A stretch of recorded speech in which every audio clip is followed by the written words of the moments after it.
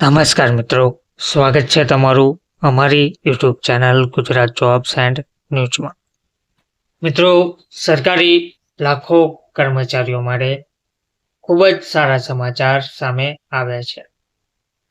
આ બે સરકારી ભથ્થામાં જંગી વધારો કરવામાં આવી રહ્યો છે. વિગતવાર જોઈએ તો ભારતના 1 કરોડથી વધુ સરકારી કર્મચારીઓ અને પેન્શન ધારકોને 7મા પગાર પંચનો મોટો લાભ મળવા જઈ રહ્યો છે.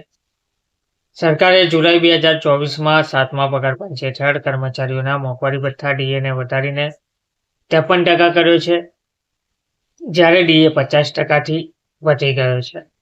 તો જ્યારે પણ ડીએ 50%થી વધી જાય છે તો તે નિયમો અનુસાર કેટલાક અન્ય ભથ્થાઓ પણ વધારવામાં આવે છે, જેમાં આરોગ્ય અને પરિવાર કલ્યાણ મંત્રાલય MOH એન્ડ FWA તાજેતરમાં પાત્ર કર્મચારીઓ માટે ડ્રેસ ભથ્થા અને નર્સિંગ ભથ્થામાં 25%ના વધારાની જાહેરાત કરી છે. ડ્રેસ અને નર્સિંગ ભથ્થામાં જે 25%નો વધારો થયો છે તેમાં MOH એન્ડ FWA જાહેરાત કરી છે કે કેન્દ્ર સરકારની હોસ્પિટલો અને AIIMS નવી દિલ્હી, PGIMER ચંદીગઢ, GIPMER પોંડિચેરી જેવી સંસ્થાઓમાં કામ કરતા કર્મચારીઓના ડ્રેસ અને નર્સિંગ ભથ્થામાં 25%નો વધારો કરવામાં આવ્યો છે.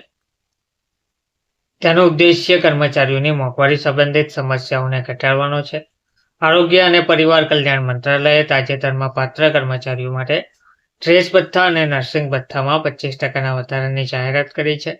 આ સરકારના નિયમને અનુરૂપ છે, જે મુજબ જ્યારે પણ ડીએ 50% મર્યાદાને વટાવે છે ત્યારે વિશેષ ભથ્થા પણ સુધારો કરવામાં આવે છે. આ અંતર્ગત ડ્રેસ ભથ્થા અને નર્સિંગ ભથ્થામાં વધારાની જાહેરાત કરવામાં આવી છે.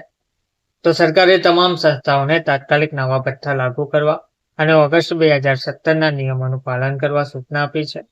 આ સાથે કર્મચારીઓને સમયસર ભથ્થાનો લાભ આપવા પર પણ ભાર મૂકવામાં આવ્યો છે. કર્મચારીઓ અને પેન્શનરોને મોંઘવારીની અસરમાંથી રાહત આપવા અને તેમની જીવનશૈલી સુધારવાની દિશામાં આ ફેરફાર સરકારનું બીજું પગલું છે. તેનાથી કર્મચારીઓને મોટી રાહત મળશે તેવું કહેવામાં આવી રહ્યું છે. ધન્યવાદ.